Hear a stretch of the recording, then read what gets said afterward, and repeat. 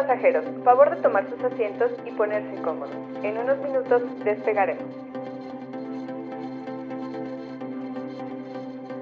Buenos días, señores pasajeros. FQC, su capitán el ingeniero Sergio Chiñas y toda la tripulación, les damos la bienvenida a bordo del vuelo FQC 10-11-11-2021. Por motivos de seguridad y para evitar interferencia con los instrumentos de vuelo, los micrófonos deberán permanecer cerrados. Computadoras, tablets, laptops y celulares con batería 100% cargada. También les recomendamos revisar su conexión a internet y tener a la mano su cargador. Y por supuesto, no olviden el kit que su Awesome Dreams Maker les regaló.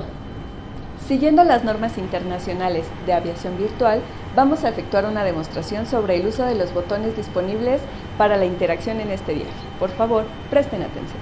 Contamos con 4 opciones en la parte inferior de la pantalla. La primera es el chat.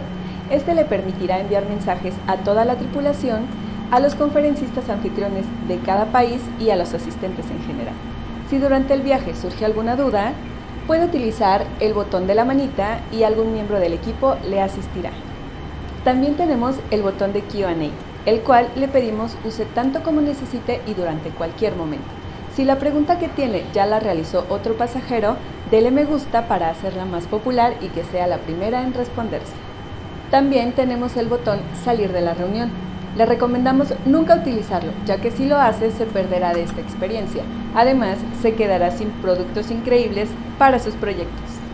Las únicas salidas de emergencia recomendadas son al baño, que por lo general se encuentra al fondo a la derecha. No es necesario avisar ni salir de la reunión para no perder ningún detalle. Solo le suplicamos revisar que su micrófono esté apagado.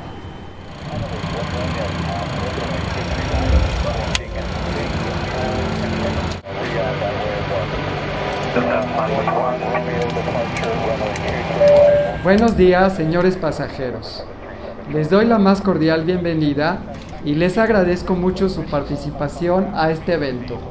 Soy Sergio Chiñas y soy su capitán de este vuelo que los llevará a los países en donde nacieron nuestras Awesome Solutions. Les recuerdo que el vuelo tendrá una duración de 2 días, durante los cuales, además de divertirnos mucho, ustedes encontrarán las mejores soluciones para sus proyectos. Hoy nos acompañan las mentes más brillantes de las empresas KELIREN, Evonik, EASTMAN y Akdeniz Chemson. ¿Están listos?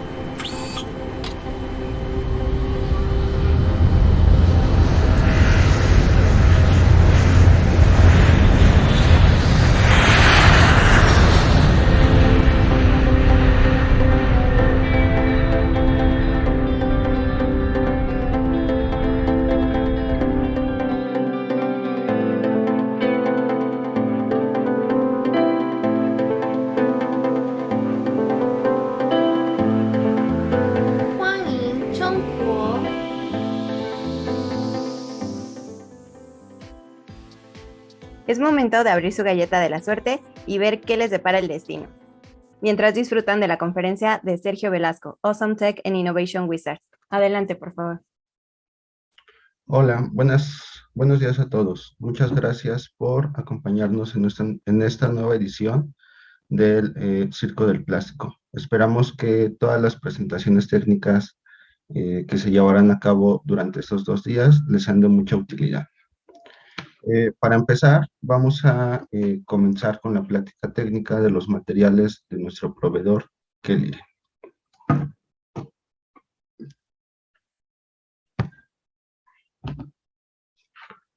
Esto es lo que estaremos viendo de manera general, un poquito sobre la información de la compañía a la cual representamos, la parte de los puntos de calidad con los cuales cumple, los productos en los cuales nos enfocaremos, en este caso van a ser la parte del polietileno clorado y algunos coagentes de entrecruzamiento, así como la presencia de nuestro proveedor a lo largo del mundo.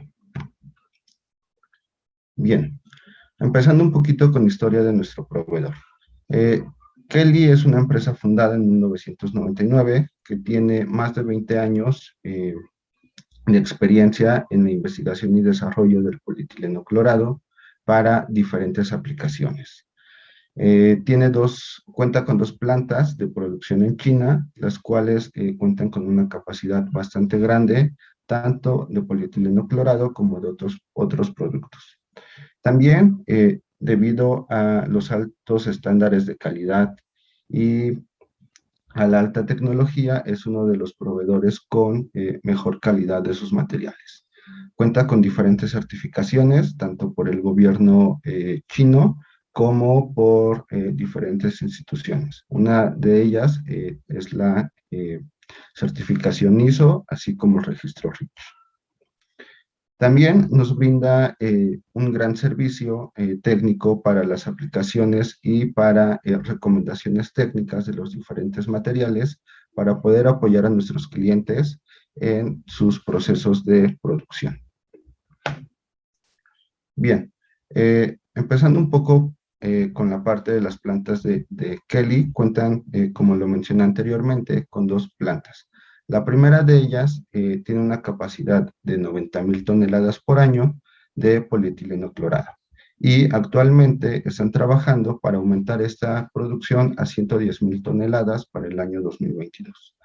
En esta misma planta tienen también una capacidad de 12,000 toneladas por año de compuestos de hule. Más adelante explicaremos un poquito cuáles son los materiales que nos ofrecen para este mercado.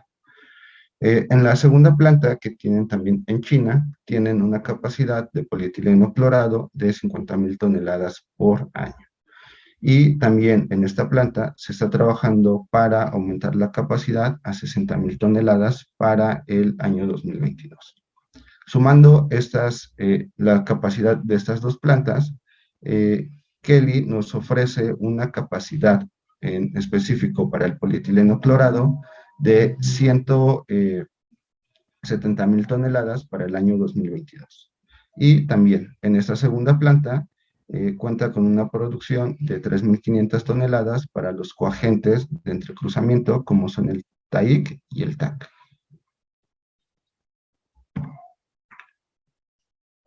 A nivel mundial, trabaja con las empresas de alto renombre en los diferentes mercados para los cuales sus productos son de utilidad, siendo la parte del PVC y la parte de los elastómeros los mercados donde nos ofrece una gran variedad de productos y soluciones. Bien, en cuanto al sistema de calidad, KELI, como bien les comentaba, cuenta con diferentes sistemas de calidad que les permite tener el más alto desempeño de sus productos. Cuenta con la certificación ISO, así como el registro REACH de todos sus productos. Esto, llevado de la mano con un alto proceso de evaluación de calidad de sus productos finales, nos ofrece pues productos que nos permiten pues tener el mejor desempeño en nuestros procesos. También cuenta con un laboratorio de la más alta tecnología, donde nos ayudan a correr evaluaciones y pruebas para nuestros clientes. Haciendo igual un poquito más de énfasis en las certificaciones que cuenta el proveedor, 2 de ellas son las más importantes: el Quality Environmental System y el registro REACH de la mayoría de sus productos. Bien, hasta aquí la parte de las certificaciones con las cuales cuenta nuestro proveedor. Ahora me gustaría platicarles un poquito de los diferentes mercados en los cuales nos ofrece diferentes soluciones. Uno de ellos es el mercado de PVC, donde la oferta principal son polietilenos clorados de diferentes características, contenidos de cloro y peso molecular, que son utilizados como modificadores de impacto. Por otra parte, en el mercado de hules o elastómeros, también nos ofrece algunas alternativas, algunos compuestos ya formulados, que son principalmente mezclas de PDM con polietileno clorado para la aplicación de cables y algunas tuberías. Por otro lado, también cuenta con diferentes grados de polietileno clorado que nos ayudan a tener una mejor compatibilidad de sistemas retardantes de flama en sistemas de ABS. Y por último, tenemos también los sistemas entrecruzantes o los sistemas de coagentes que se basan en el TAC y el TAIC, que nos ayudan a mejorar la densidad de entrecruzamiento en sistemas tanto de elastómeros como termoplásticos.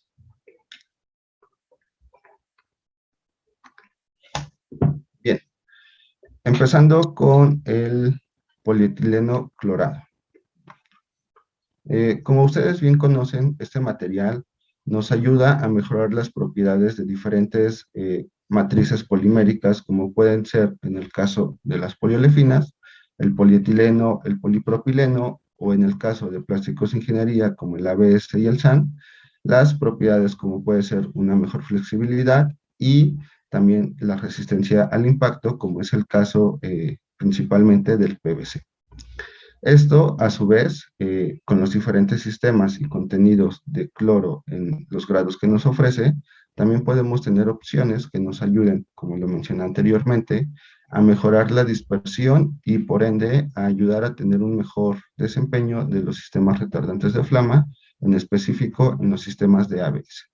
Y esto, a su vez, debido a la compatibilidad que le da a las cargas y los rellenos que pueden estar también en ese tipo de formulaciones, nos ayuda a aumentar la cantidad de contenido, pudiendo así reducir los costos de nuestros compuestos.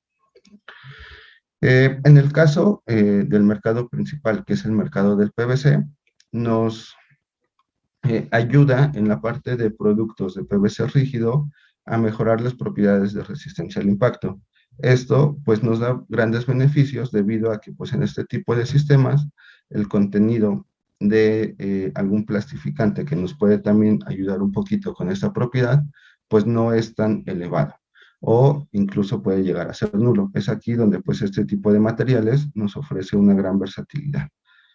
También en otro tipo de sistemas como en la parte de PVC semirrígido nos ayuda a que el plastificante que pueda estar presente en la formulación no tenga una migración hacia la superficie, previniendo así algún problema de toxicidad en la aplicación final. Y bueno, de manera general, estos son los 3 grados que nuestro proveedor nos recomienda para la aplicación de modificador de impacto en PVC. Principalmente va enfocado en los perfiles para ventanas, en algunas tuberías y también en algunos casos para la parte de película de PVC. La diferencia entre estos grados que nos ofrece nuestro proveedor es principalmente el peso molecular. Estos 3 grados tienen el mismo contenido de cloro, pero lo que varía aquí es el peso molecular del polietileno que se está utilizando.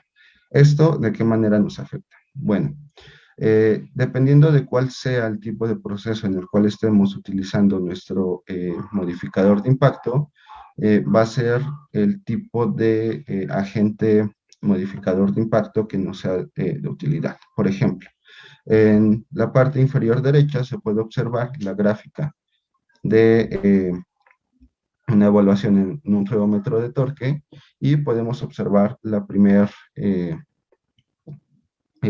nuestro primer producto, que es el KELIREN CP3605, el cual es el material que presenta un peso molecular mayor y por ende el tiempo de plastificación es relativamente más amplio. Esto, ¿cómo nos afecta en el proceso? De alguna manera se puede decir que nos da una ventana de procesamiento un poco más amplia.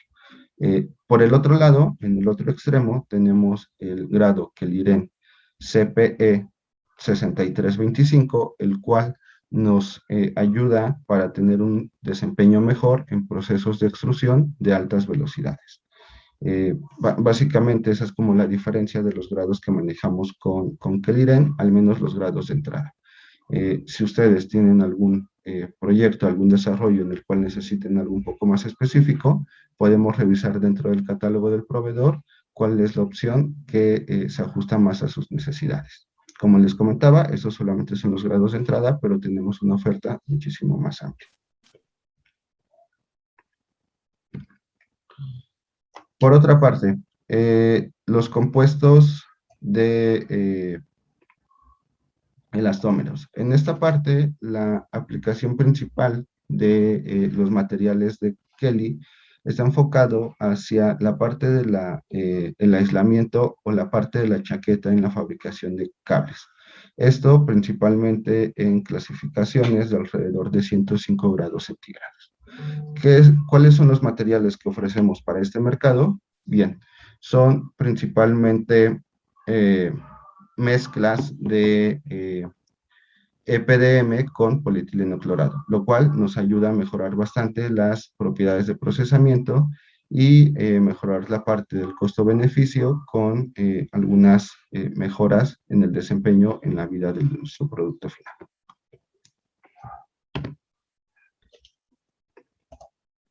Ahora bien, entrando al tema de los coagentes o agentes entrecruzantes. Es importante mencionar que la relevancia que tienen estos materiales en los sistemas de entrecruzamiento, principalmente vía peróxidos, se debe a que en este tipo de reacciones interactúan o compiten más bien diferentes reacciones secundarias que nos pueden disminuir el entrecruzamiento que se pueda llegar a dar al realizar la vulcanización mediante este método. Es aquí donde al usar ya sea los coagentes tipo 1 o tipo 2, nos ayuda a incrementar el contenido de sitios activos y mejorar así la reticulación de nuestros sistemas. La diferencia entre los coagentes tipo 1 y tipo 2 se basa principalmente en el punto en el cual nos va a ayudar de nuestra fracción.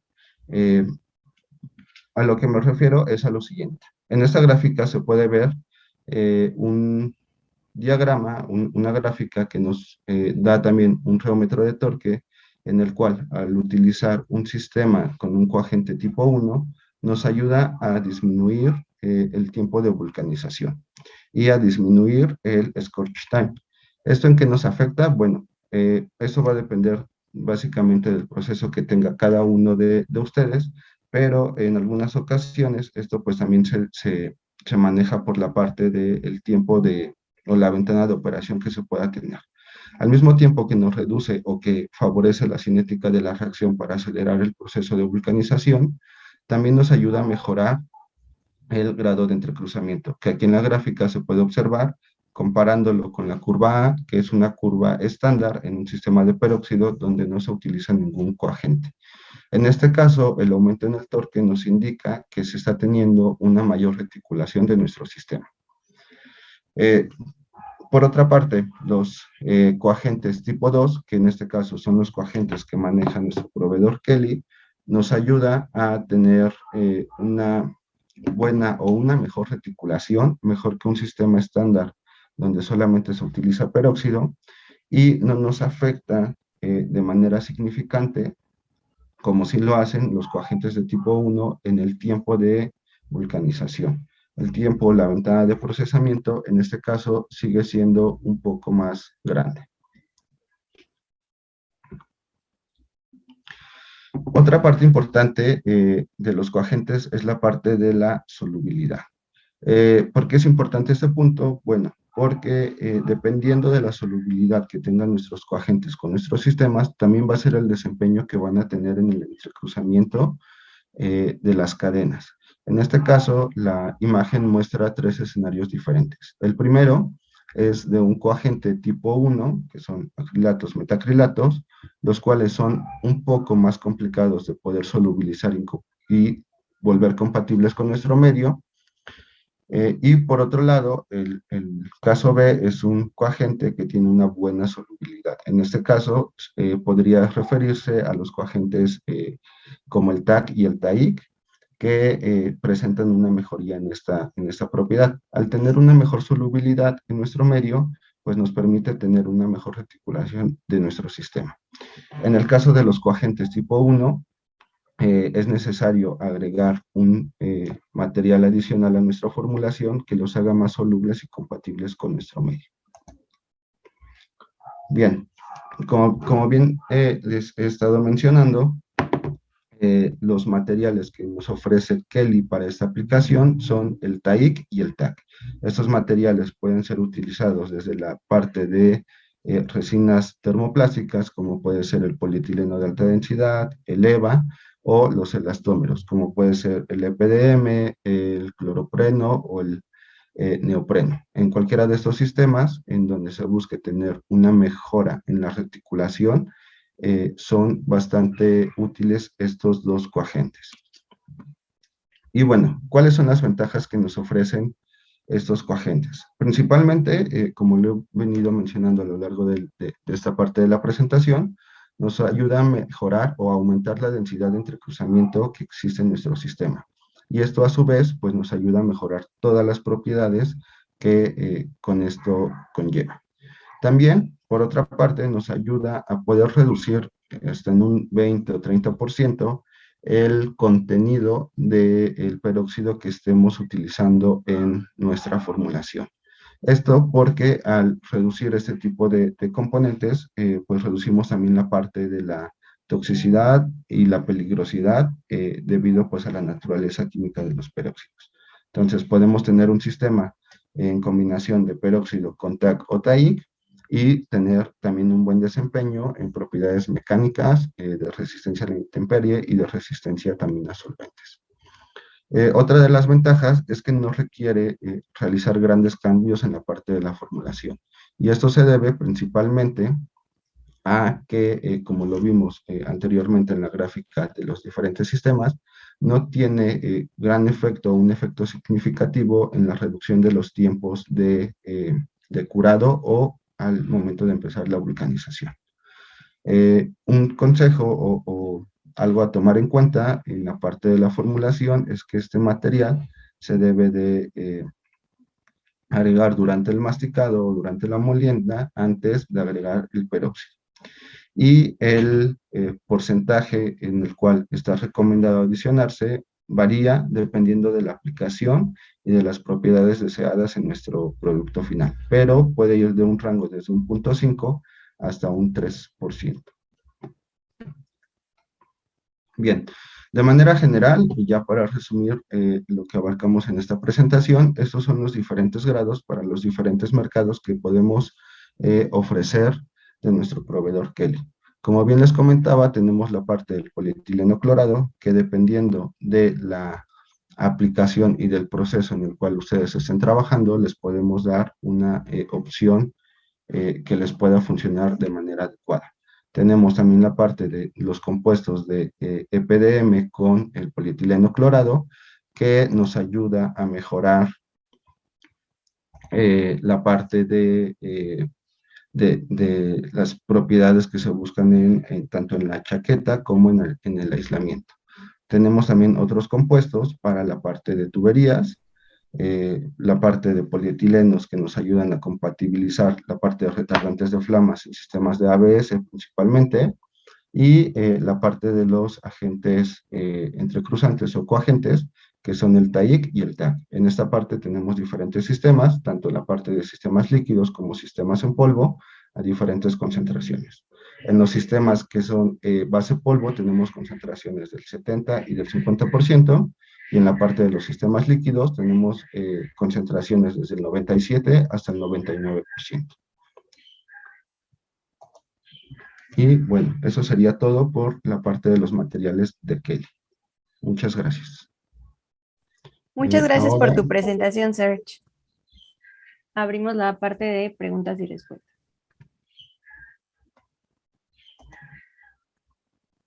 ok.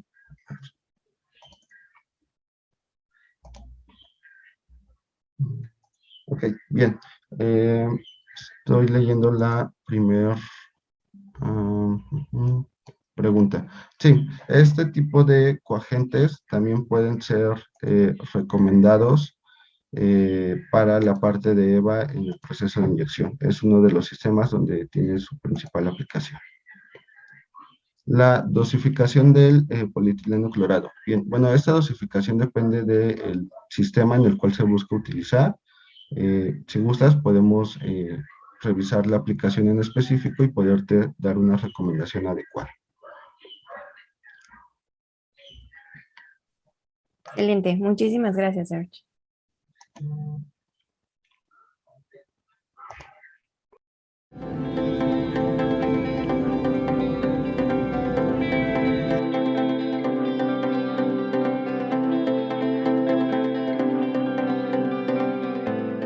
Herzlich willkommen in Deutschland.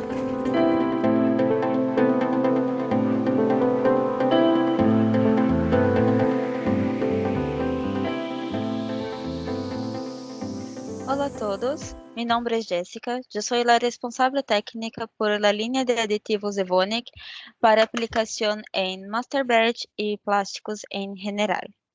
Yo voy a hacer la presentación para ustedes hoy y vamos a hablar sobre la tecnología de Evonik y aditivos para polímeros termoplásticos. Después vamos a entrar en más detalles sobre aditivos de proceso, aditivos de dispersión, absorción de olor y también nuestra línea de aditivos Acurel. Bien, aquí tenemos un general sobre nuestra línea de aditivos que vamos a hablar hoy y los nombres de las familias de productos. Vamos a hablar de aditivos de proceso, un foco mayor en apariencia superficial y resistencia a los rayones, dispersión, principalmente para master batch de color, también tratamiento superficial de fillers que va a ayudar también en la parte de dispersión, agentes de hidrofobicidad y absorbentes de olor y aditivos para reciclaje. Bien, entonces vamos a empezar con nuestra línea de aditivos basados en siloxano organomodificados, que para nosotros podemos llamar de aditivos multifuncionales. Aquí yo tengo la estructura de la molécula de un organosiloxano modificado. La idea principal es que la base de siloxano va a ofrecer una actividad superficial para nuestra estructura. Entonces, utilizando este aditivo, vamos a tener que la parte de siloxano va a ofrecer una reducción de coeficiente de fricción, una protección contra rayones, entre otras ventajas. La parte orgánica va a ofrecer una mejor compatibilidad con la matriz polimérica. Entonces, vamos a tener una buena anclaje en la parte polimérica, evitando así una migración de los aditivos, por ejemplo. Aquí yo tengo la estructura química, donde los Rs rojos serían donde vamos a reemplazar por modificaciones orgánicas. Podemos hacer diferentes tipos de modificaciones orgánicas, también diferentes estructuras químicas con este tipo de molécula, y así ofrecer una variedad muy grande de aditivos en nuestro portafolio para mejor direccionar para cada aplicación. Como aditivos multifuncionales, podemos ofrecer acción desmoldante, reducción de coeficiente de fricción, una mejora de apariencia superficial, así como resistencia a rayones, una formulación con alto contenido de fillers, pero también un buen flujo, porque es cuestión de una ayuda en la dispersión. Entonces, tenemos varias ventajas que podemos ofrecer con nuestros aditivos. Bien, ahora vamos a hablar más detalles sobre aditivos de proceso.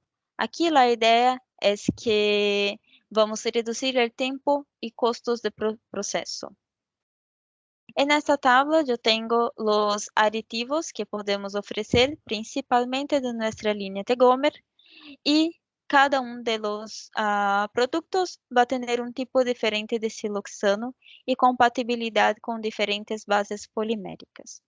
Aquí tenemos aditivos líquidos y sólidos para producción de las formulaciones, donde nuestro principal producto va a ser el Tegomer HSI 64 41P, que es un aditivo sólido, disculpa, y que va a ser el aditivo que posee una compatibilidad con una variedad mayor de polímeros.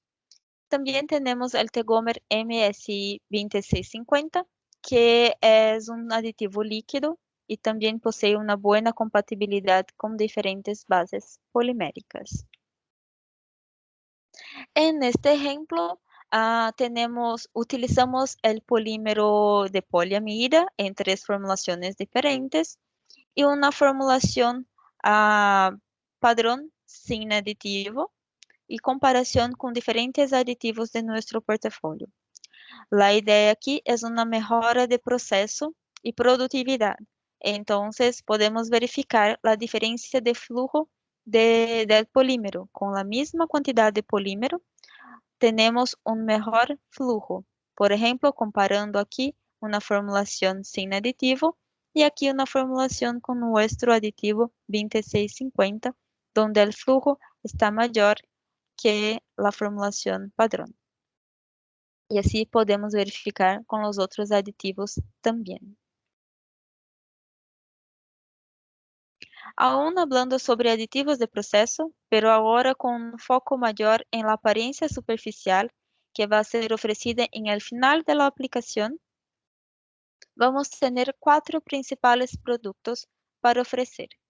También con diferentes compatibilidades, compatibilidades con diferentes bases poliméricas, y aquí también tenemos aditivos líquidos y sólidos. Entonces, la idea, como hablamos anteriormente de la química de organosiloxanos modificados, es que la parte de siloxano va a quedar en la superficie, ofreciendo las ventajas de protección contra regiones, así como la parte orgánica va a ofrecer una mejor compatibilidad con la matriz polimérica, o sea, vamos a tener un anclaje de este aditivo en la matriz. Aquí tenemos algunas fotos de pruebas que utilizamos en laboratorio. Entonces, una formulación sin aditivo, una formulación con 3% de nuestro tegómero anti-scratch 100 y una comparación con aditivos de competencia con base en amidas en diferentes concentraciones. Aquí estas muestras estuvieron en una exposición de radiación UV por aproximadamente 96 horas y podemos verificar que con utilización de nuestro aditivo, la apariencia superficial es muy parecida con una formulación sin aditivo, o sea, no tenemos presencia de migración. Y mientras que con aditivos de competencia basado en amidas, ya empezamos a ver una migración, una apariencia de aceite en la superficie. Las pruebas de resistencia a rayones pueden ser hechas con diferencia de color. Entonces, cuanto más profundo es el rayón, mayor la diferencia de color. Y estos rayones pueden ser hechos con diferentes equipos de laboratorio. Aquí tenemos algunos equipos de laboratorio que tenemos en Evonik y podemos trabajar juntos con ustedes en proyectos y nuevos desarrollos. Estos equipos tenemos en el laboratorio de Estados Unidos y Alemania, donde podemos ofrecer este servicio para ustedes. Tenemos también aquí en esta diapositiva un resumen de nuestros aditivos tegómer. Como hablamos, son aditivos multifuncionales y aquí listé las ventajas de cada uno de ellos. Entonces tenemos que el tegómer HSI 6441P es un aditivo sólido, mientras que el tegómer MSI 2650 es un aditivo líquido. Tenemos diferentes ventajas que podemos lograr con estos aditivos y son nuestros aditivos que poseen mayor compatibilidad con diferentes bases poliméricas. Aquí también tenemos el tegómer anti-scratch 100, que es un aditivo sólido, y anti-scratch L, que es un aditivo líquido. Son más focados para aplicación de anti-scratch, pero también puede ayudar un poco en el proceso. Y su compatibilidad es más direccionada para poliolefinas y algunas combinaciones.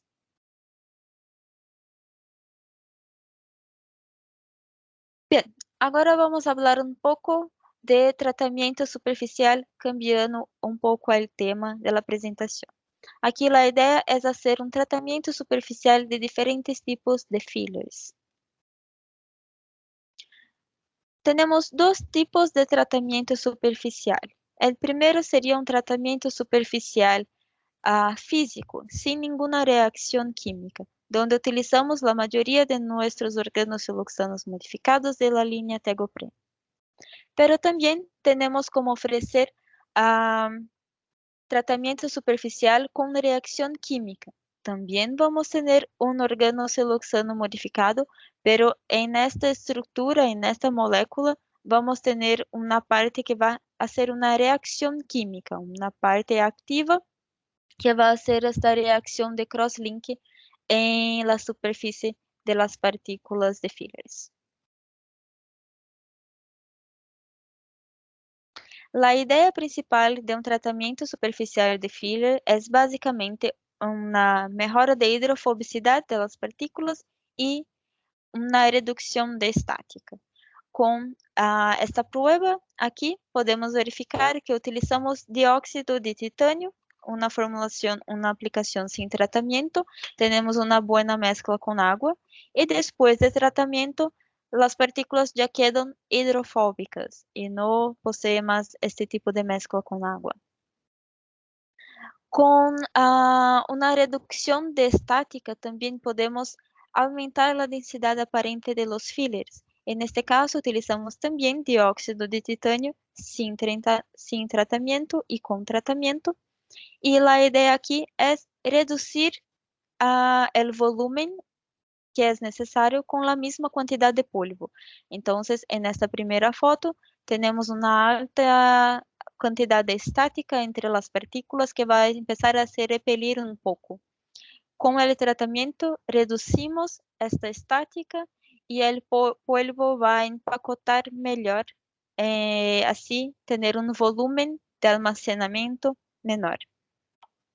Também, falando de estática, temos uma descarga de cílios mais sencilla, porque as partículas de polvo tratados não vão quedar atrapadas em las paredes del silo, e assim vamos ter uma descarga do material de uma forma mais sencilla. Outra vantagem de nosso tratamento superficial de filler seria uma redução da pressão interna da estrutura. Bien, en este ejemplo tenemos el pigmento de dióxido de titanio, una base polimérica de polipropileno. Esta formulación posee 70% de dióxido de titanio. Y aquí podemos verificar que a presión interna es muy alta. Utilizando 1% de nuestra línea Tegopren, ya es posible reducir esta presión, porque vamos a tener una dispersión mejor de las partículas de dióxido de titanio.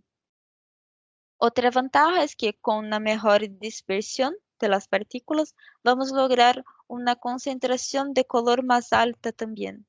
Então, aqui podemos verificar uma melhora de concentração de força de color utilizando nossos aditivos Tegopren. Nesta tabla, temos uma comparação com diferentes polímeros e diferentes fillers e pigmentos que podem ser utilizados e um aditivo Evonik específico para cada uma destas aplicações. Então, vamos estar muito contentos em ajudar vocês com sua aplicação, oferecendo aditivos específicos para cada uma de suas necessidades. Um outro tipo de utilização de tratamento superficial com nossa linha Tegopren é para a produção de cables que vão necessitar utilização de retardante de llama.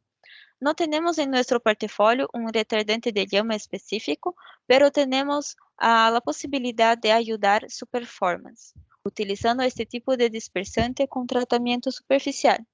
Aqui nessa prova utilizamos um activo de ATH pero también puede ser MDH o otro tipo de retardante de llama que necesiten. Utilizamos formulaciones con diferentes concentraciones, una formulación sin aditivo y diferentes aditivos de Evonik de la línea Tegopren, y también dos formas diferentes de utilización, utilizando directamente en la producción del compounding o también haciendo el tratamiento previo de retardante de llama y después añadiendo en el proceso. Aquí podemos verificar que con 65% de activo tenemos una clasificación B0 de retardante de llama que es muy buena para todas las formulaciones. Pero mientras vamos reduciendo la cantidad de activo, vamos teniendo una pérdida de eficiencia, de efectividad del activo retardante de llama. Ahora, cuando empezamos a utilizar nuestros aditivos en la formulación, podemos verificar que con una buena dispersión es posible reducir la cantidad de activo de retardante de llama. Entonces, aquí tenemos una reducción de costos de formulación también, reduciendo de 65% hasta 60-61% de activo en la formulación y aún manteniendo una buena clasificación de retardante de llama. Con una buena dispersión también podemos reducir la cantidad de humo y la cantidad de calor liberados en la formulación. Aquí en esta formulación utilizamos 2% de nuestro aditivo Tegopren y también del aditivo Tegomer, y una comparación con la formulación de ATH sin aditivo. Bien, la línea negra sería la formulación sin aditivo, mientras que esta línea más abajo sería la formulación con 2% de nuestro aditivo Tegopren. Tenemos una buena reducción de humo y de liberación de calor. También tenemos una buena reducción de presión interna de la extrusión y de torque de la maquinaria también. Así, nuestro aditivo puede actuar como un lubricante interno en este tipo de proceso también. Un resumen de los aditivos que presentamos. Entonces, el Tegomer FR100 es un aditivo sólido y el Tegomer BSI sería un aditivo líquido. Y aquí las diferentes ventajas y compatibilidad con diferentes bases poliméricas. Aún hablando de dispersión, pero ahora vamos a dar un foco mayor para master batch de color, no master batch de aditivos. Entonces, bien, también podemos utilizar con fillers, pero el foco mayor sería para pigmentos orgánicos, inorgánicos y carbon black. Tenemos aquí nuestra línea Tegomer, que son aditivos sólidos y compatibilidad con diferentes bases poliméricas, como sugerencia. Entonces, la idea es que esta base de aditivos son aditivos poliméricos que van a ayudar a dispersar los aglomerados por efecto estérico y así mantener una buena dispersión en la formulación. En esta prueba utilizamos pigmento verde y una base polimérica de polipropileno y la comparación de las formulaciones con una cera padrón como dispersante y nuestro Tegomer E525 como ejemplo. Entonces, utilizando una formulación padrón de competencia, donde para lograr 100% de fuerza de color, es necesario utilizar 15% de dispersante base de cera y 30% de concentración de pigmento. Ahora, para lograr los mismos 100% de fuerza de color, utilizando nuestro aditivo Tegomer, es posible reducir la cantidad de la concentración de dispersante para 10%, y como es un producto muy efectivo, también es posible reducir la cantidad de pigmento para 20%. Y así tenemos la misma concentración, la misma fuerza de color, pero reduciendo la cantidad de aditivos y de pigmentos en el proceso. Así también tenemos una reducción de costos de formulación en este caso. Cambiando un poco de tema, ahora vamos a hablar sobre absorbentes de olor y aditivos para reciclaje. Entonces, en general, este es un tipo de reciclaje mecánica donde necesitamos hacer una etapa de lavado. Para esta etapa de lavado, tenemos algunos surfactantes de Evonik que podemos sugerir, pero este no es el foco de la presentación hoy. Después de esta etapa de lavado, los aditivos van a necesitar pasar por una etapa de peletización. Esta peletización, utilizando alto cizallamento y también calor, va a ofrecer degradación de algunas moléculas y así generar mal olor en muchos de los casos. En este caso, podemos utilizar nuestra línea Tegosorb para ayudar en el proceso. Nuestro aditivo Tegosorb es un aditivo basado en ricinoleato de zinc que va a ser como una reacción química con las moléculas de mal olor. No va a ser como una mascarilla o un cambio de olor en la estructura. Va a ser una reacción química y remover definitivamente de una forma irreversible las moléculas de mal olor, principalmente moléculas de amina, amoníaco, compuestos de azufre, ácidos orgánicos y entre otros. No recomendamos este producto para aplicación en fragancias y perfumerías, pero es un producto muy efectivo para moléculas de mal olor y también es compatible con diferentes bases poliméricas. Aquí yo tengo un ejemplo donde utilizamos una formulación sin aditivo y una formulación con 1% de nuestro aditivo Tegosorb y verificamos una grande reducción de cantidad de moléculas activas basadas en azufre. Otro tipo de prueba que podemos hacer sería una prueba más sencilla solo de verificar el olor de las piezas plásticas en el final del proceso. Bien, y por fin me gustaría presentarles nuestra línea Acuarel, que es una línea de aditivos muy interesante. Aquí la idea es un poco diferente. Nuestro Acuarel es una base polimérica muy porosa. Podemos llamar de una esponja polimérica porosa. La idea es que podemos añadir diferentes tipos de líquidos en el interior de sus poros. Y así vamos a convertir líquidos en sólidos.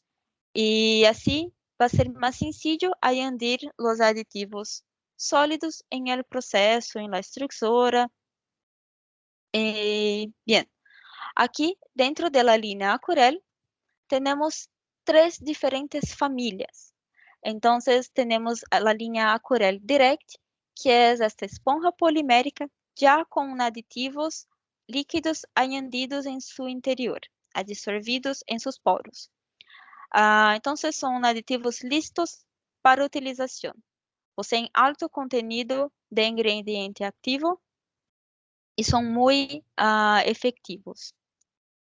La línea Acuarel XP y MP es un poco diferente. Aquí nosotros ofrecemos las esponjas poliméricas vacías para que ustedes puedan añadir el líquido que quieran. La principal diferencia sería que Acuarel XP posee diferentes tipos de polímeros termoplásticos, es presentado en forma de gránulos y su tamaño de poros va a ser entre 20 y 80 micrómetros. Mientras que Acuarel MP es más focado en poliolefinas, podemos ofrecer en forma de polvo o gránulos y su tamaño de poros va a ser menor, de 5 hasta 20 micrómetros. La forma de hacer esta mezcla es muy sencilla. Es básicamente mezclar una cantidad de Acuarel con el líquido que necesita y hacer una mezcla muy sencilla y ya está listo para utilización con un polvo muy seco y fluido para se utilizar. Aquí tenemos diferentes bases poliméricas que podemos ofrecer como ejemplo Y aquí diferentes tipos de líquidos que pueden ser utilizados. Entonces, básicamente, todos los tipos, como plastificantes, antioxidantes, glicerina, estabilizantes UV, aceites de silicona, lubricantes, entre otros. Una recomendación sería en relación a viscosidad, no utilizar viscosidad mayor que 30.100 Stokes. Y en algunos casos es posible calentar un poco la formulación para que sea más sencillo hacer esta distorsión por capilaridad en los poros de acuarela. Pero en general es una mezcla muy, muy sencilla de se utilizar, de se hacer en producción. Aquí yo tengo una tabla con nuestros Acuarel Direct, que serían los aditivos listos para utilización. Tenemos diferentes bases poliméricas para ofrecer y diferentes efectos que podemos lograr con nuestros aditivos, como agentes de slip, reducción de coeficiente de fricción, anti-fogging, antistáticos, anti-blockings, entre otros. Bueno, entonces, en resumen, hoy hablamos de aditivos de proceso, un foco mayor en apariencia superficial y resistencia a los iones, dispersión de master batch, principalmente master batch de colores, pero también tratamiento superficial de fillers, donde vamos a tener una buena dispersión de las partículas, hidrofobicidad y aditivos absorbedores de olor. Cualquier duda o pregunta, por favor, envíe para nosotros. Vamos a estar muy contentos en ayudar en su aplicación, en su proceso. Muchas gracias por su atención y hasta luego.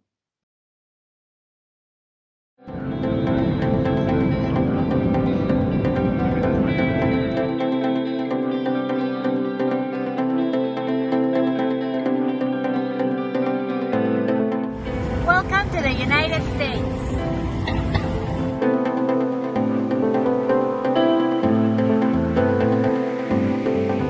Los dejamos con Mick Vanderberg, representante Principal Technical Representative de EASTMAN. Mick, we invite you to channel the English selection and interpretation so you can hear the questions in English, please. Thank you. The audience Thank is you. all yours.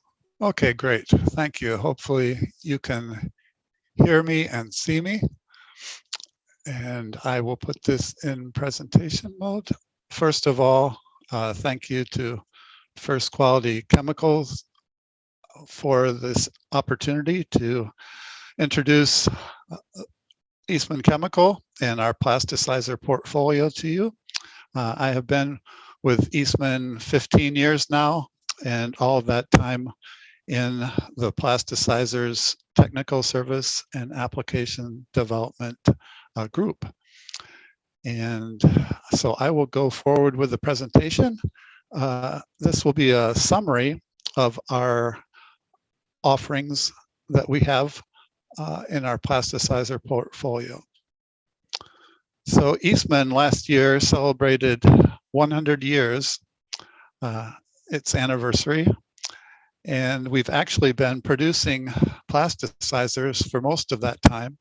We've been producing plasticizers for about 70 years now. We began with producing phthalate plasticizers about 70 years ago, but soon began to add non-phthalate plasticizers to our portfolio. And certainly today we will be concentrating on the non-phthalate plasticizers. So as you may know, plasticizers are used in a wide variety of applications. It would be difficult to look around you and not see plasticizers being used, no matter where you're standing or sitting. And most of those, about 90% of plasticizers end up in PVC products. So flexible PVC accounts for around 90% of plasticizer use. However, they're used in many other different polymer systems and applications as well. Here you can see they're used, of course, in flooring, and they're used in children's toys, they're used in coated fabrics, and I understand many people that are listening right now work in this area of PVC, so you are very well aware of some of the applications where plasticizers may be used. So why Eastman? Really, why should you choose Eastman? Here are a few of the answers to that question. We definitely want to build trust with our customers, and we do that in a variety of ways. We have one of the widest selections of plasticizer products compared with our competitors. We have a very rich expertise when it comes to technical service, whether that is helping you formulate or helping you to choose the correct plasticizer, but our analytical capabilities are exceptional as well. We pride ourselves on our quality and being a partner with our customers. And we have a great understanding of the current regulatory environment that we live in today. I myself am not a regulatory expert, but we can certainly help you because we have a great regulatory department within Eastman as well. So next I will talk about some of the forces or drivers that are driving change in plasticizers today. So as a producer of plastics products, there are the producers of plastics are getting pressure. They're getting pressure from both sides, both from their customers and consumers wanting choices that are environmentally friendly and also non-toxic. And the regulatory agencies are pressing from the other side, instituting regulations, especially against phthalates. So it's important to stay up to date with all those regulations. And as I said, Eastman can help there because we have a good understanding of regulations. We have experts in-house. We also have within my group help to, if you're currently using phthalate plasticizers and are trying to switch over from phthalates to non-phthalates, we have help or expertise to help you understand how to, which plasticizers to switch to as you switch, and also if you have issues with reformulating, we can help you there. Again, Eastman is not new to this industry, and we are there to help. We are across the globe. 70 years ago when we began producing plasticizers, we had one site in the United States. Today, we have 8 sites in 4 continents that produce plasticizers, and we pride ourselves for our dependable supply and our consistent quality of our products. Many of our products have been used for well over 40 years. However, we're still actively bringing new innovative plasticizers to the marketplace, and now I will share some of those plasticizers with you. So, general purpose plasticizers, first of all, that's normally the starting point when you start to think about plasticizers in use with PVC. On the phthalate side, you think of plasticizers that have been there for many years, like DOP, like DINP or DIDP. Eastman has non-phthalate plasticizers that will help you in most all applications you would have, from Eastman 168, which is a good substitute in many cases for plasticizers or phthalate plasticizers like DINP or DIDP, often a good alternative there. We also have the SG version, which is the special grade that goes into medical applications. We have Eastman DOA, which is great for low temperature flexibility. There is Eastman DOM, which often is not used as a plasticizer itself, but a co-monomer in production of acrylic and polyvinyl acetate or acrylate systems. You can react it onto your polymeric chain to help you have sort of an internal plasticizer in those type of systems. Then there is Eastman TOTM, which is a little bit higher molecular weight, so a little bit better permanence when it comes to plasticizing and making your PVC flexible. And then one of the newer products that we have is Eastman Versamax Plus, and we'll talk a little bit more about Eastman 168 and Versamax Plus in the next few slides. Talk a little bit more specifically about those. So Eastman 168, some of the value that it brings, it is not quite as good as Eastman DOA, the dioctyl adipate, but for low temperature flexibility, but it is still excellent when it comes to low temperature flexibility. Therefore, it can be used in many low temperature applications. It has good resistance to water, soapy water. It will be very good for migration into different surfaces that it is in contact with. It will want to stay in your product. And very good for viscosity, for processing of PVC plastisols. It not only gives you good low initial viscosity, but it maintains good viscosity throughout the lifetime of the plastisol.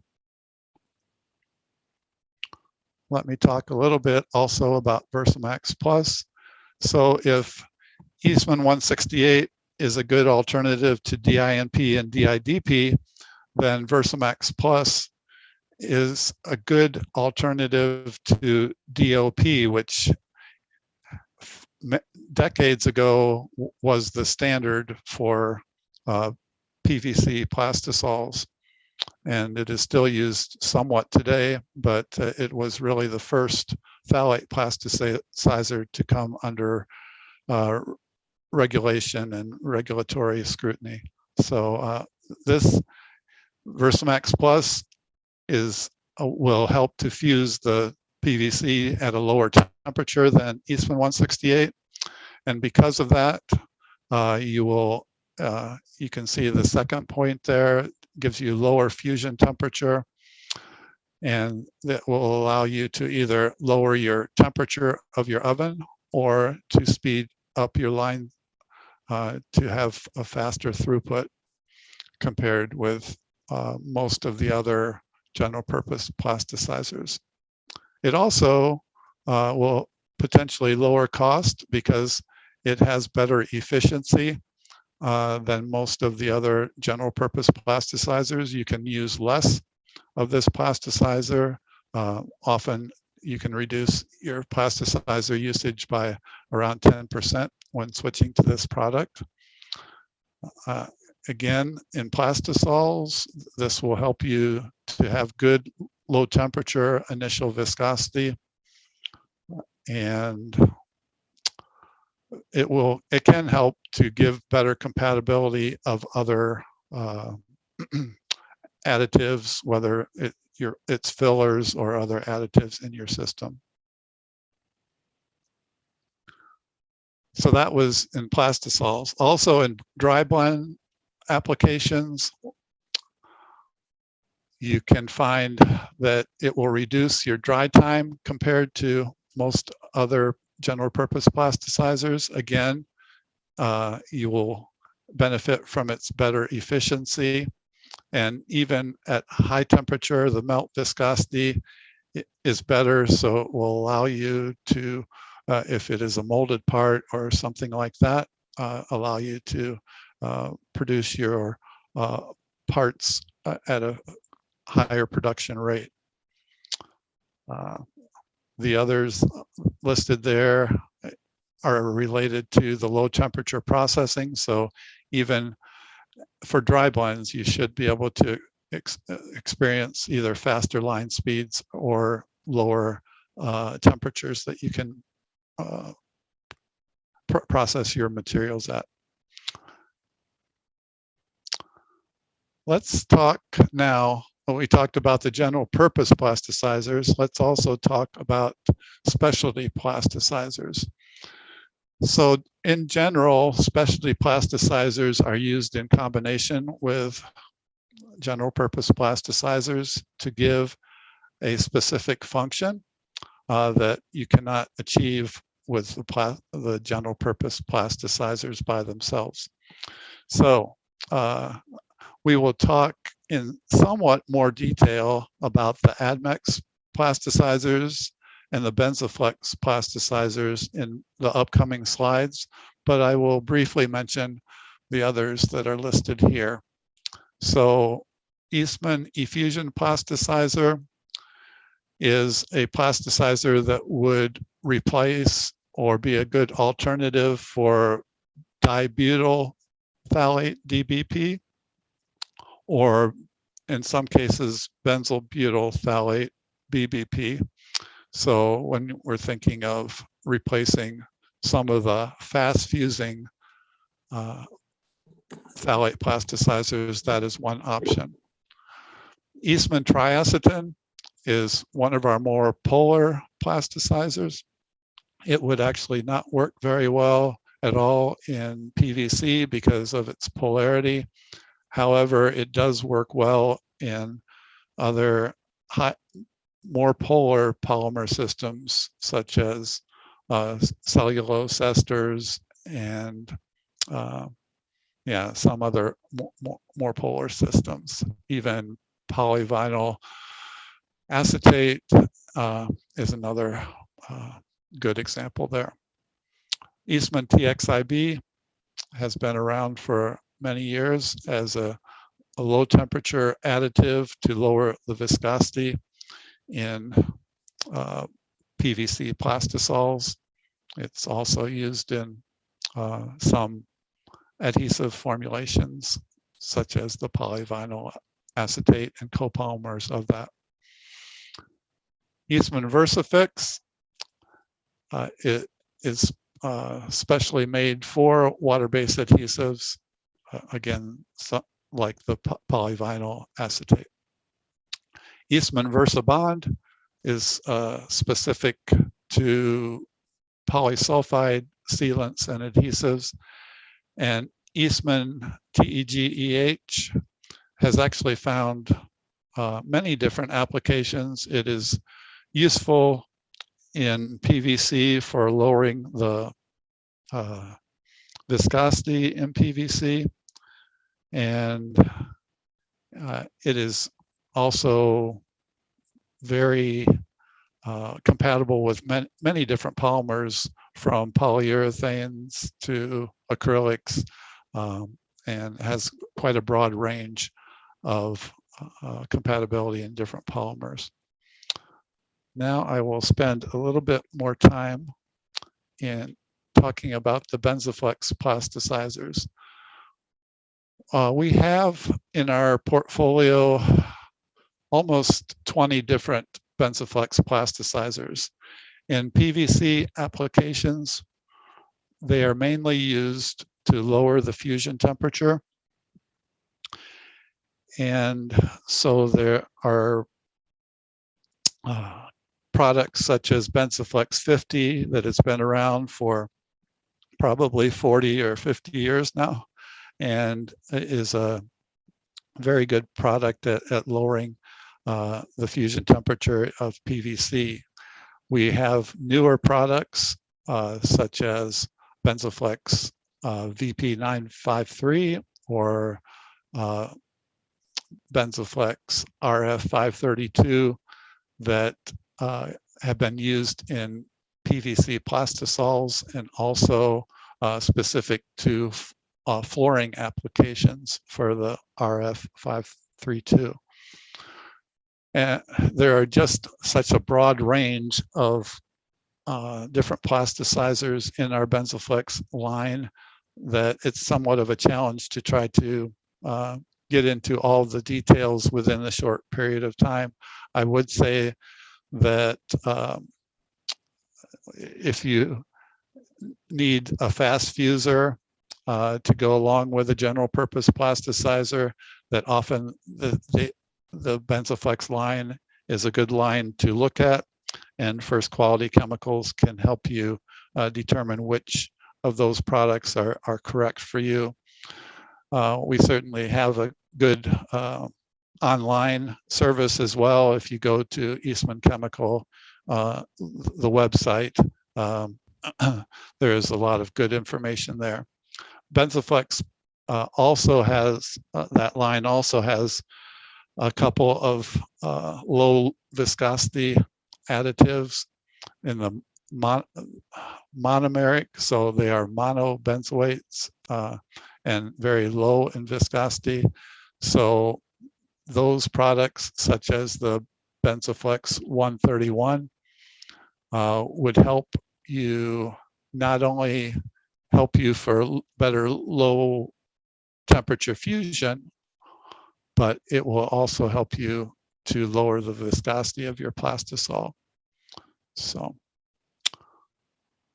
I will go now to the Admex product line. So Admex is our product line of polymeric plasticizers.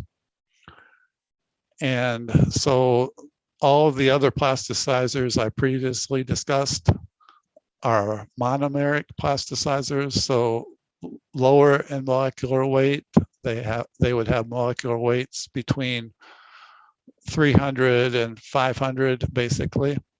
However, you can see here in this table that the typical molecular weight of the Admex product line goes from around 1,000 up to 12,000.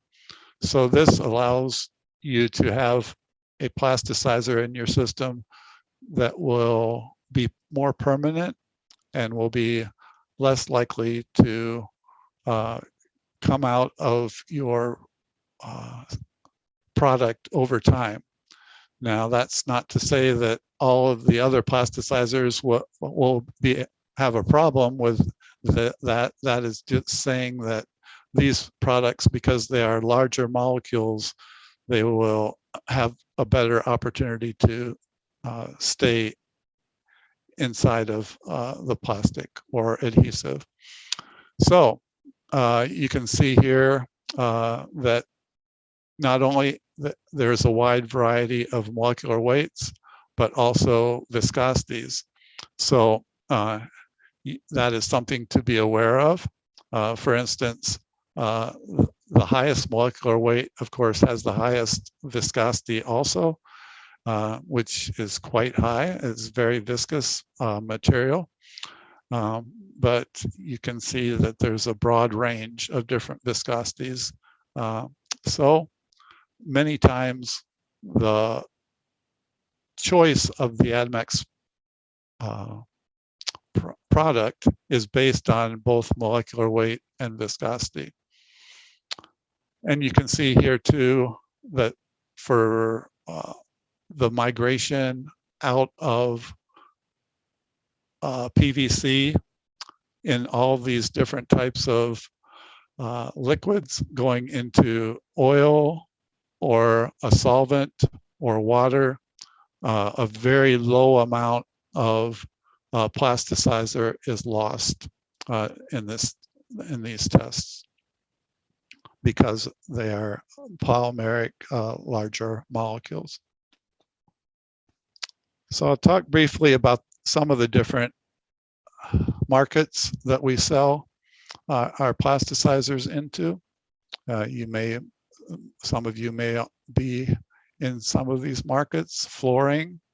So again, I mentioned that some of the Benzoflex plasticizers are used in flooring, specifically the Benzoflex RF532 has been used, and Benzoflex 2088 has been used especially for foam, PVC foams, because it helps to promote better cell formation in PVC foams.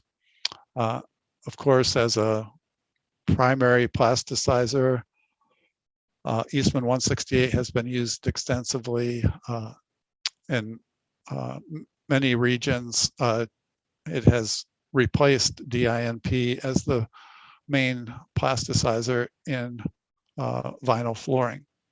And then Eastman eFusion can also be used as a fast fuser in flooring applications.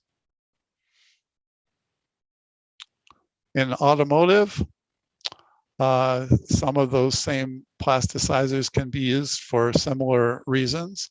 Eastman 168 to potentially replace DINP or DIDP, and Eastman eFusion or Benzoflex 988 as fast fusers.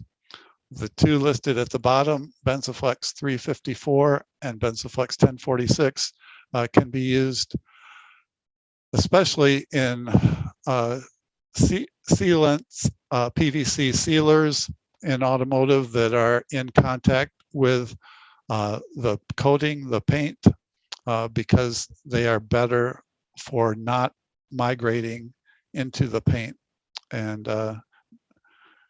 they give better adhesion with the paint and have less problems with when painted, when the sealer is in contact with the paint.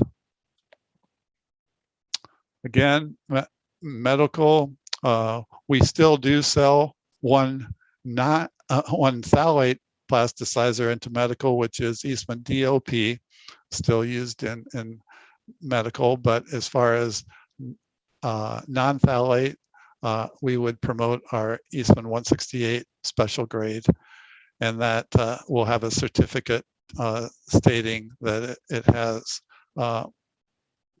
how much DOP or how much phthalate content it has in it, so that it can be used in those type of applications. We also sell a broad range of plasticizers into adhesives, caulks, and sealants, and I would say also elastomers such as polyurethane elastomers. And depending on the actual polymer system and the end use requirements, we can help you understand which of these would best meet your particular need between our Benzoflex products and many of the others that are listed here.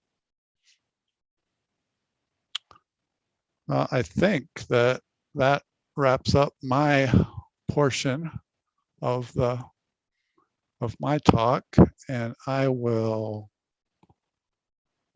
escape out of this and then. Thank you very much, Mick, for your excellent presentation. We have a couple of questions. Okay. Let me. Okay, the first one is from Miguel Delfin. He says, Eastman DOM, therefore, is targeting the vinyl flooring market. what will be the benefit versus traditional Eastman 168? Eastman DOM for flooring. No, I don't know that I would recommend Eastman DOM for flooring. Like I said before, Eastman DOM would be for normally used as a co-monomer in a polymer system, such as in a backbone for an acrylic or an polyvinyl acetate. So I'm trying to think. So for flooring, why you would use, maybe the question was, why would someone use Eastman 168 rather than I'm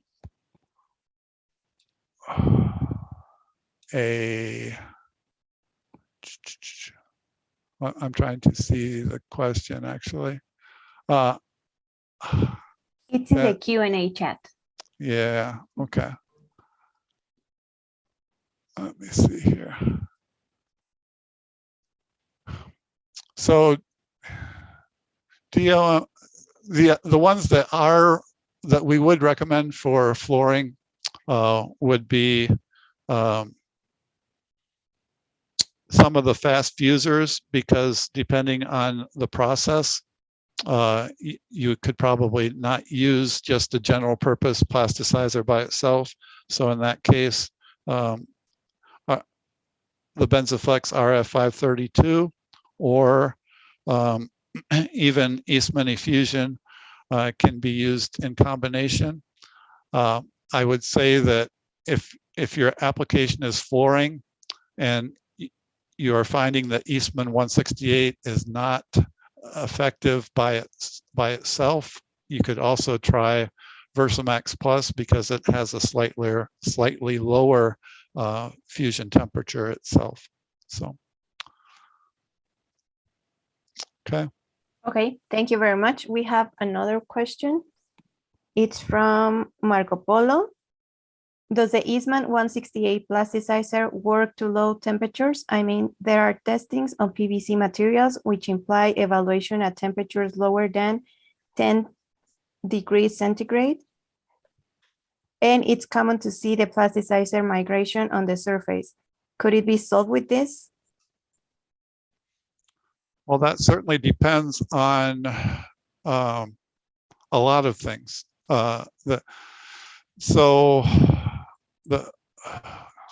It depends on the amount of, well, it depends on the flexibility you need in your system, first of all. So it depends on the amount of plasticizer in the system. So that's number one. Number two, it depends on the amount of filler and other components in your formulation. So it's a challenging question to answer without a lot more information. But what I would say is that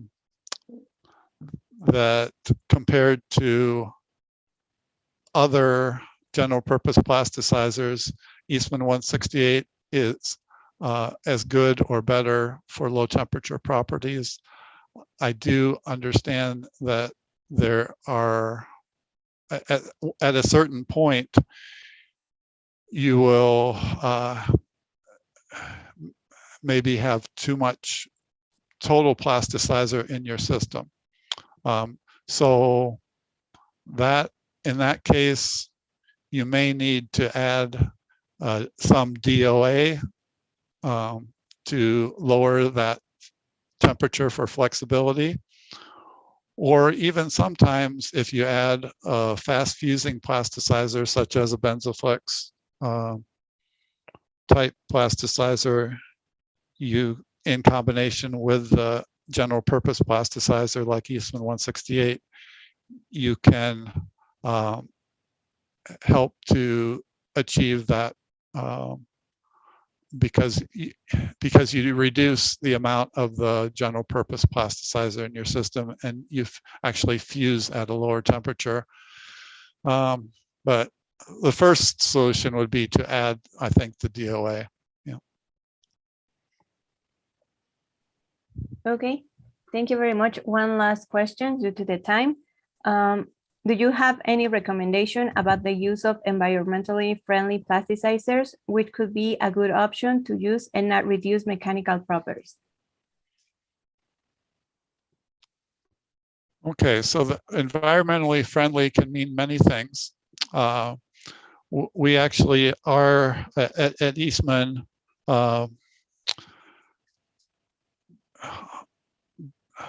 if you go onto our website, you'll see many things about molecular recycling. And so that is, Eastman will be at the forefront of that side of sustainability of molecular recycling. And we do have 3 products now that are made with some amount of molecular recycled content. And that is Eastman 168, Eastman DOA, and triacetin. So we believe that is environmentally friendly because we are taking waste out of the environment and taking it back to the original chemicals and then making product from those chemicals. So we're recycling, going from the waste back to the original chemicals and then bringing that back. So that is one area where Eastman is strong. I do know there are other, when I see environmentally friendly, there are other bio-based plasticizers out there as well. Our triacetin does have a certain percentage of bio-based content in triacetin. I know that's not going to be a good product for PVC in particular, but hope that somewhat answers your question. Thank you. Thank you very much, Mick, for your excellent presentation. It was a pleasure to have you with us. Thank you.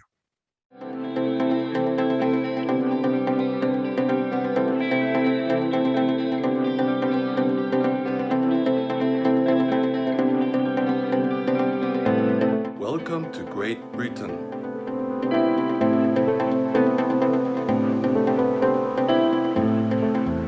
Llegó la hora del té. Disfruta del té inglés de tu kit mientras te deleitas con la presentación de Samuel Marcotte, Account Manager de Akdeniz Chemson. Sam, the audience is all yours. All right. Yes, we can hear you well. Going, there we go, presentation.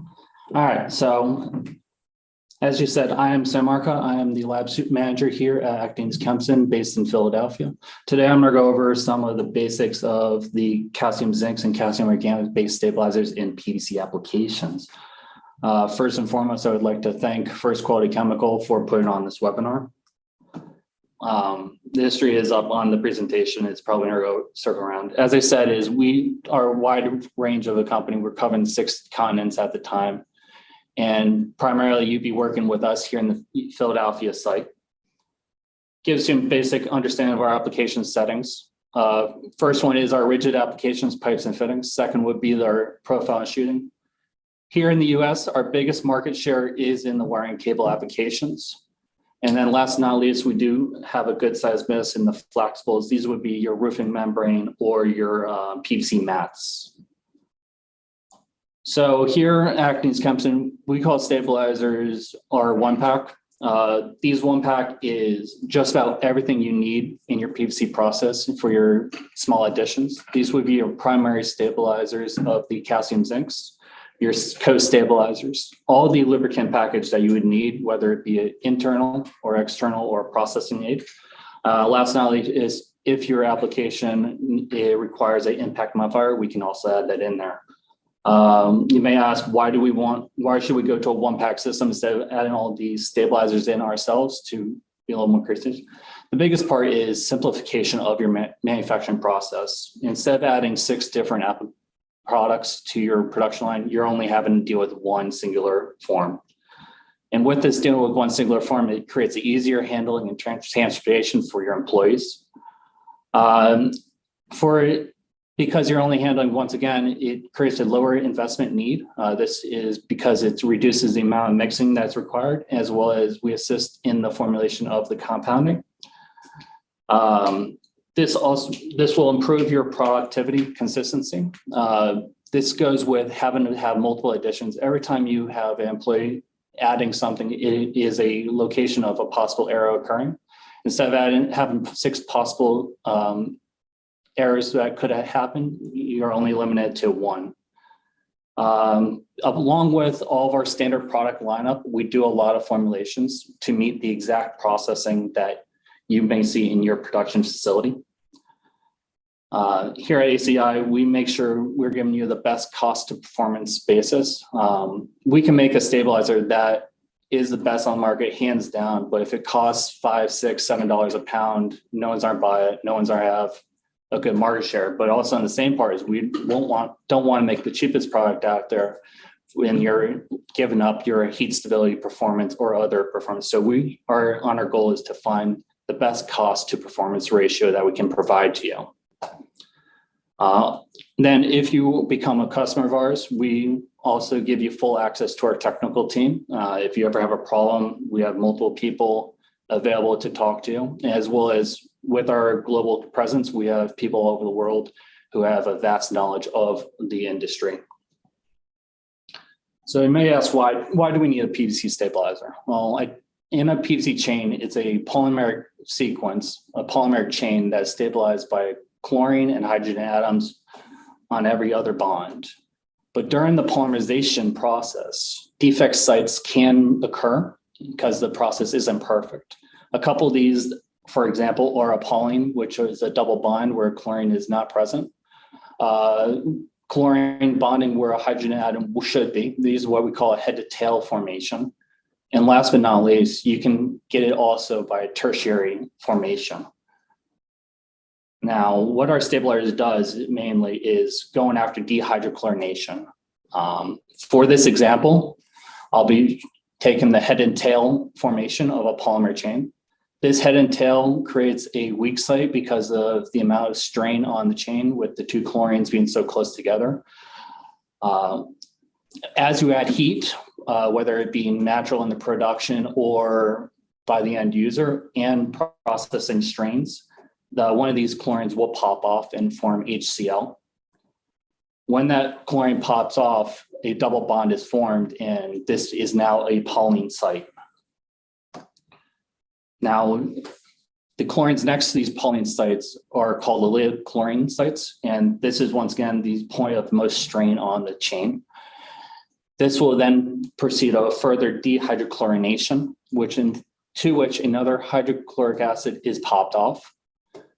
And as more and more of these HCl become present in the compound, it accelerates or is a catalyst to the degradation of your PVC chain, at which point we call it a zippering effect, a zippering reaction. And this zippering reaction will just continue down the polymer chain, forming double bonds and popping off more and more chlorines. These small sequences of polyenes is what gives you your color discoloration of the PVC chain, PVC product. Right around 7 in a row, which will start giving you yellowness. This yellowness will eventually become a brown and eventually a black when it's fully degraded.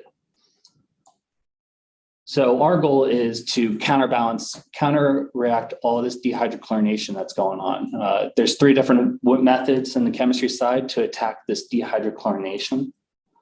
First port is the substitute of liable chlorines or chlorines that are weak and are able to be popped off. Elimination of polyenes or the formation of polyenes, which are the double bonds. And last but not least is neutralization of the hydrochloric acid that's in the system. When we're making a stabilizer, we're not looking at just 1 or 2 of these possibilities. We're attacking them on all 3 sites. In our production, stabilizer, we do both the calcium zinc and calcium organic. They're slightly different in the chemistry and how they work. For substitution of liable chlorines, we mainly attack it by a zinc soap with a co-stabilizer on the mixed metals, and also on mixed metals for elimination of pollines, the carboxylic acid from the metal soaps and the calcium stearates is the way we handle this. With the organic system, luckily, these two issues are solved by the same method of a sodium perchlorate and DMAU. And last but not least, the neutralization of the hydrochloric acid. We solve this by using a calcium soap or a barium soap with a hydrotalcite for the mixed metals. And in the calcium organics, we're attacking this by using a hydrated lime, zeolite, or hydrotalcite. In heat stability and performance, this is what you're looking on of an aged or heat aged piece of strip. This example right here is tin. It's one most widely used stabilizers in the market. I was telling you about the formation of all these polystrenes. That's where you're seeing the discoloration, and at the point of being brown, that's where we call it to be fully degraded. Another big market share of PVC stabilizers are your liquid mixed metals, whether it be a barium zinc or a calcium zinc. And then what we focus on here at Akdeniz Chemson are your calcium zinc solids and your calcium organic solids. 1-to-1, your calcium zinc solids will outperform your calcium zinc liquids.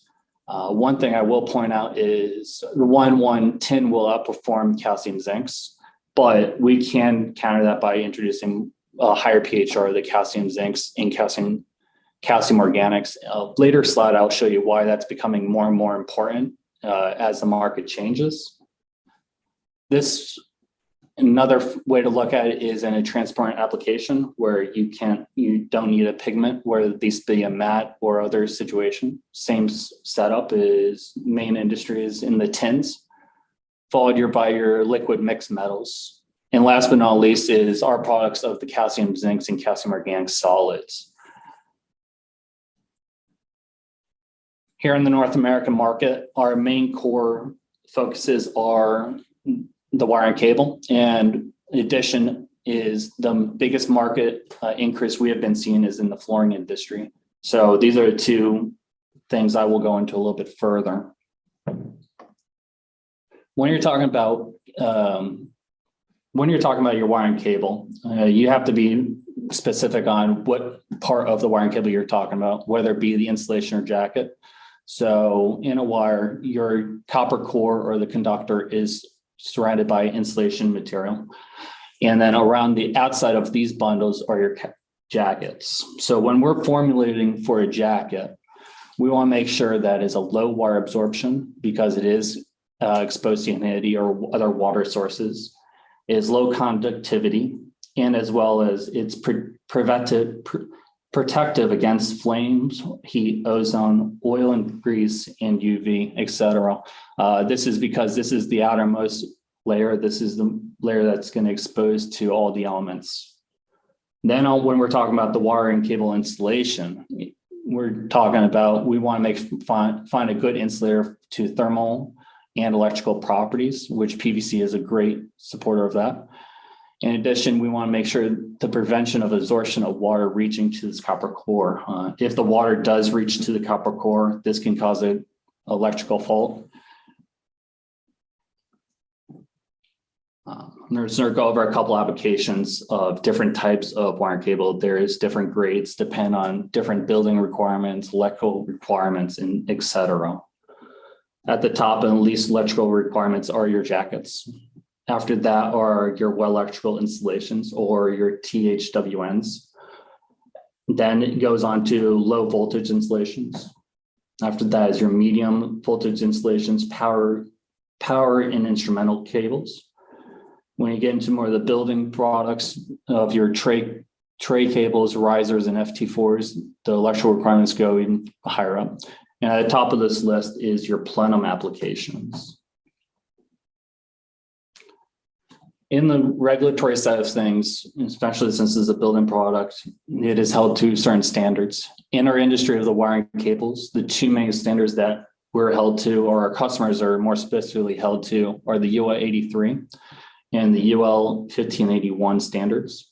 In the 83 standard, this is mostly looking at the thermoplastic insulation of the wiring cable, while your 1583 is looking at the environmental effects on the wiring cable between the degrees of 90C and 105C. In addition to outside sources, each customer of ours holds the technical requirements to their wiring cables. First and foremost is what's called a spark out test. That is what the instrument to the right of this is, at which the customer will take a segment of the wire, put an electrical charge through the copper conductor and see if any of the electric voltage gets all the way through the insulation in the jacket.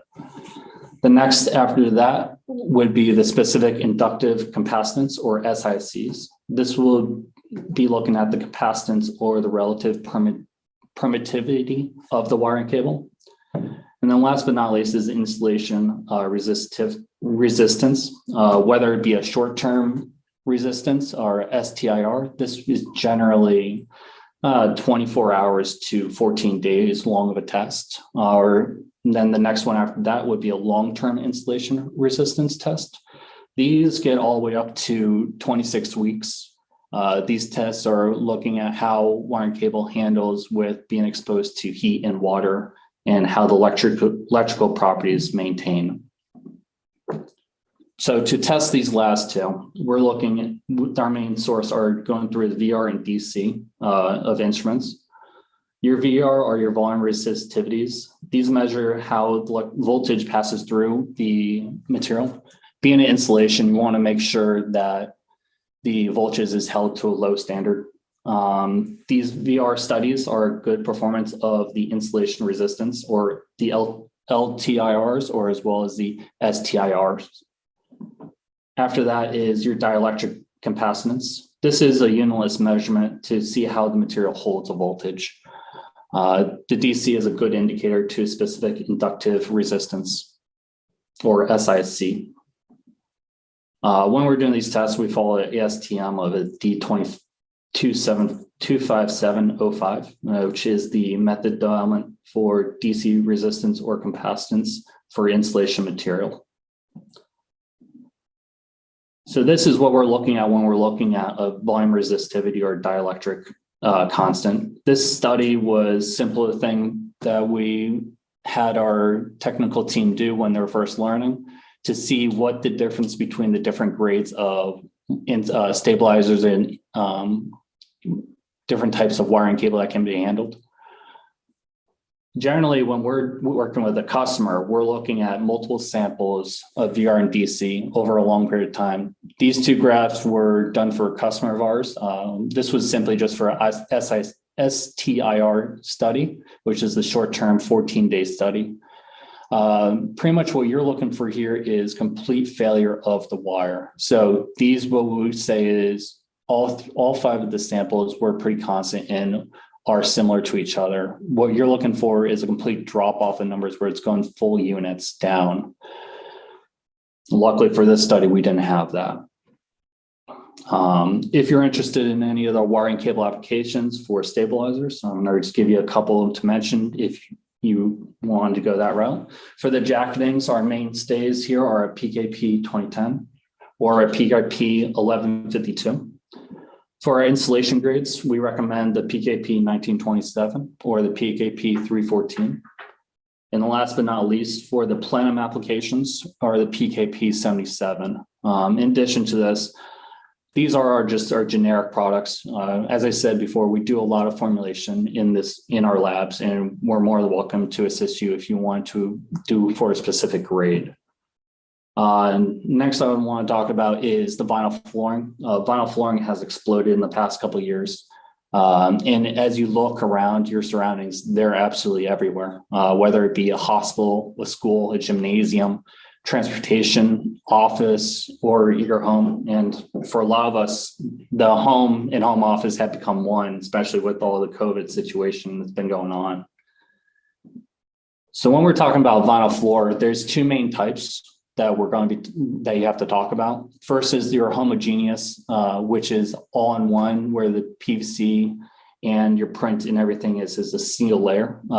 This single layer PVC floor has a protective coating of a polyurethane for wear and assistance. The other part, which we focus mainly on, is the heterogeneous.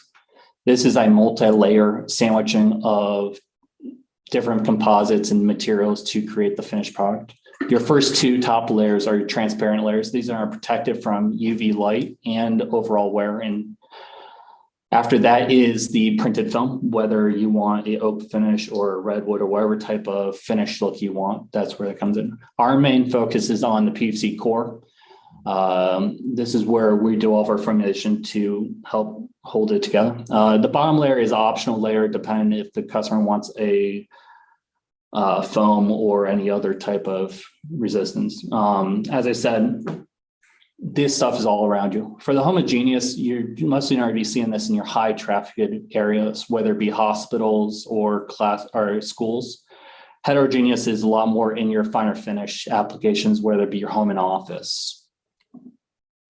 So a few types of homogeneous floorings that we deal with on a regular basis. They all follow the same principle. Top layers of transparent, followed by a printed film, and then followed by the core itself. The biggest difference between all three of these are the core substance. Where we've been seeing the biggest market rises in luxury vinyls or vinyl planks. After that are your wood polymer composites. What makes this really different is it's constructed with a combination of wood product or a wood-like product in the PVC core. Mostly what we've been seeing customers use is a wood flour or a very fine use wood sawdust. And last but not least is a stone polymer composite. These are also called a rigid vinyl plank, depending on who you're talking to. The rigid part of it comes from a high loading of calcium carbonate. So if you're interested in at all of any of these applications, I recommend some of our basics and thoroughly tested and trusted standards are for the SPC or the stone polymer composite. We recommend the PTP 1306. When we're looking at luxury vinyls, I suggest the CVP 43328 or the CVP 85512.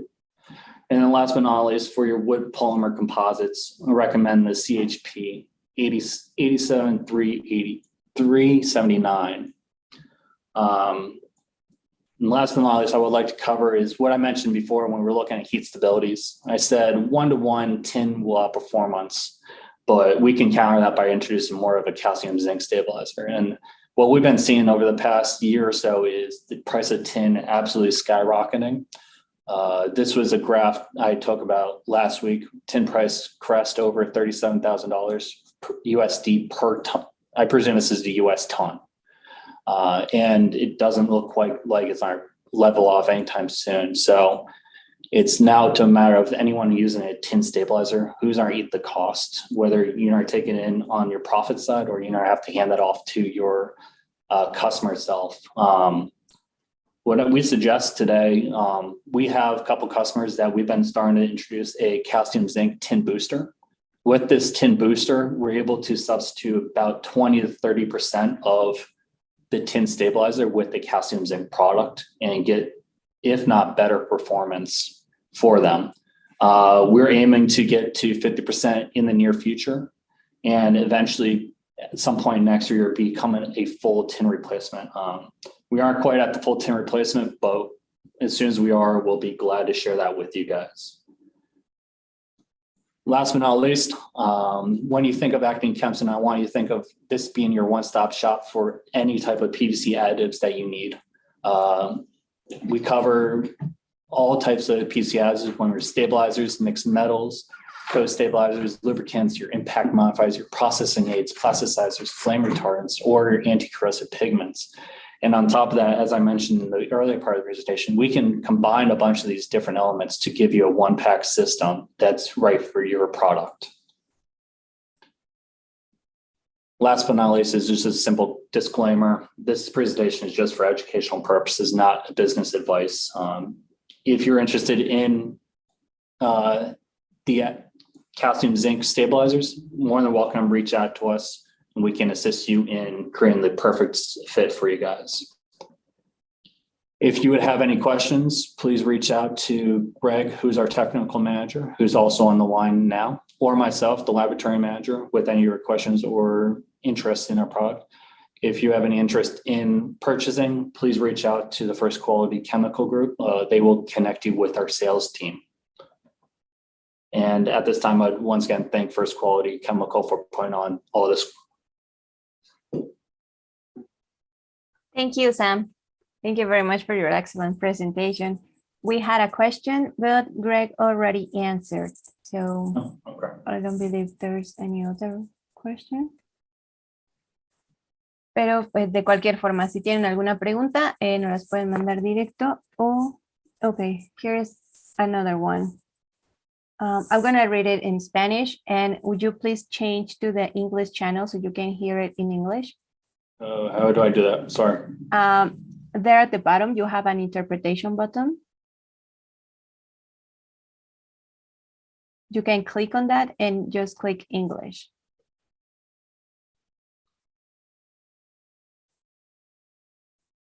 Oh, could you type it in the Q&A? Probably the easiest, instead of me trying to figure out. Okay.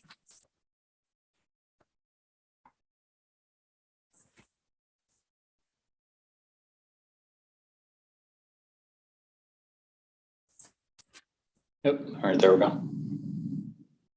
Okay, you're there, right? Yep, now I figured it out. Sorry. Okay, no problem. Thank you. ¿Qué aditivo se puede usar para no perder el color en la pigmentación en el proceso de rotomoldeo?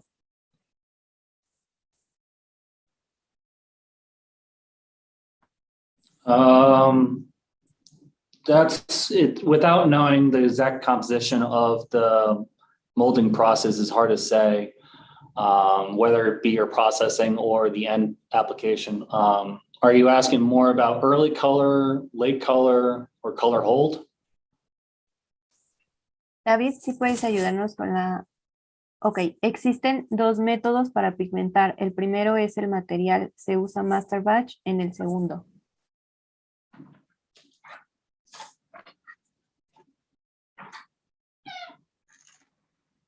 Greg, did you hear that one?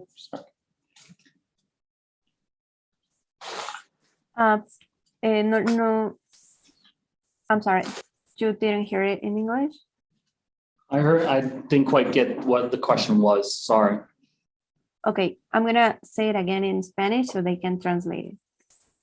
Existen dos métodos para pigmentar. Yes. El primero es el material. Se usa master batch en el segundo.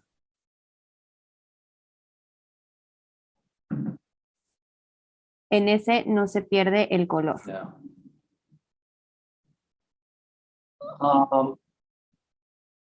It's all good. The pigment, and I'm gonna try to go. I showed two different slides. One was a pigmented, one was a transparent. The pigment was simply using a TiO2, which is a whitening agent, just to see the good color hold. There's a lot of times where we don't want to add the pigment to it because of our customers' end color needs, and that would adversely affect them, and we don't want to make sure that we're not introducing anything.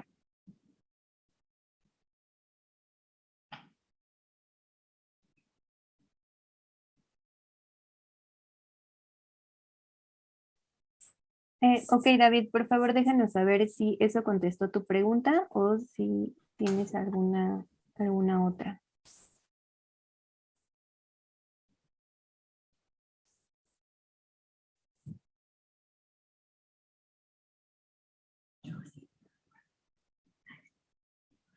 Okay, we have a couple of questions on the Q&A section. Q&A chat.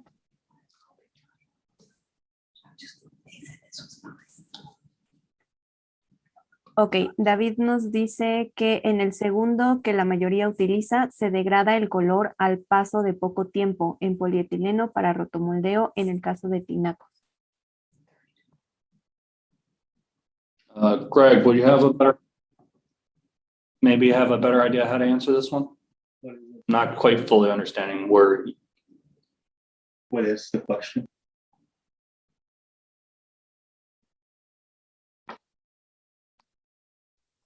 Okay, don't worry about it.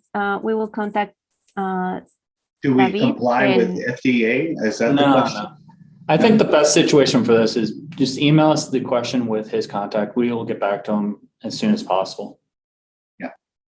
Yeah, sure. we'll Might do be that. easier just to see it in writing instead of verbally. To answer the questions, the other two questions in the channel though, I don't understand the question about stabilizing calcium carbonate. But the FDA one, yes, we do have some products, calcium zinc stabilizers, et cetera, for the FDA market.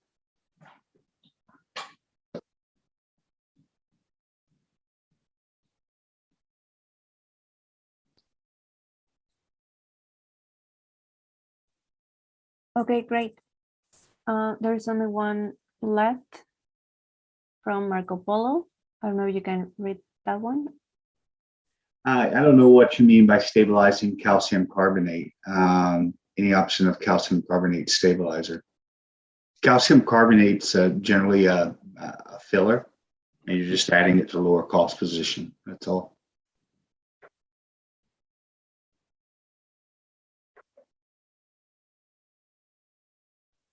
All right, well, thank you very much, Sam and Greg, for your time and your presentation. It was an honor to have you with us. Muchas gracias a Sam y a Greg por su excelente presentación y fue un honor tenerlos aquí con nosotros.